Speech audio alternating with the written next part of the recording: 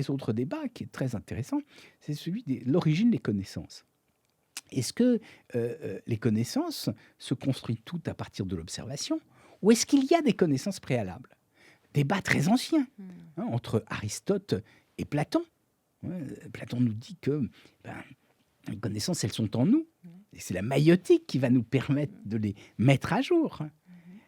Tandis que Aristote dit non. Les connaissances, c'est à partir des substances premières qu'on va les extraire. On a le même débat en intelligence artificielle.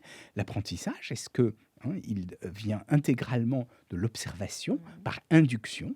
Ou alors, est-ce qu'au contraire, il y a d'autres choses, comme par exemple ce qu'on appelle la construction d'ontologie, qui va être indispensable à l'intérieur de l'intelligence artificielle. Et voilà, tout ça pour vous dire, il y a des myriades de questions philosophiques. Et ce qui est passionnant en intelligence artificielle, c'est d'ailleurs un peu pour ça que j'en ai fait, parce que moi, je suis ingénieur et je rêvais de faire de la philosophie. J'en ai fait un peu en cachette de mes parents, parce qu'ils trouvaient que c'était perdre du temps.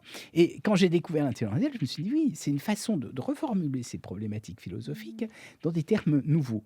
Et c'est exactement ce qu'on peut faire, je crois, aujourd'hui. Et on continue d'ailleurs de travailler sur ces sujets-là qui, je crois, sont très, très, très, très stimulants. Moi, je suis passionné par ça. Et justement, vous dites que vous êtes très passionné par ça. Vous vous présentez comme un fervent partisan du progrès. Parallèlement, l'IA suscite de nombreuses craintes. Quels sont, selon vous, ses apports les plus positifs ? Voilà, si on peut expliquer aujourd'hui, donner quelques exemples des apports les plus vertueux de l'IA. Oui, je crois que certainement, dans la vie de tous les jours, notre univers est changé par l'intelligence artificielle. Alors, est-ce que c'est bien ou pas, il y a certainement des transformations qui posent problème. On en reparlera tout à l'heure. Mais dans ce qui est le plus impressionnant, je crois, il faut citer les évolutions des sciences.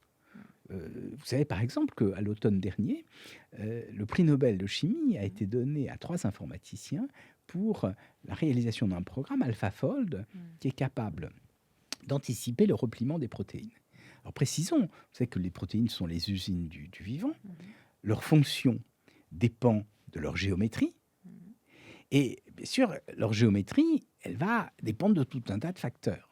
Et on essayait depuis très longtemps d'anticiper ce repliement. Pourquoi ? Parce que si on sait comment les protéines se replient, on va pouvoir fabriquer des protéines aptes à résoudre telle ou telle tâche, éventuellement des médicaments ou des tissus biologiques, etc.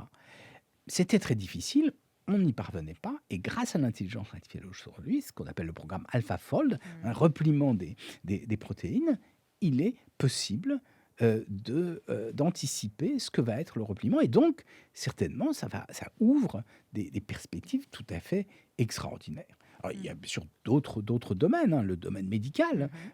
On a des systèmes d'intelligence artificielle qui font du diagnostic depuis assez longtemps, ce qui peut aider les médecins.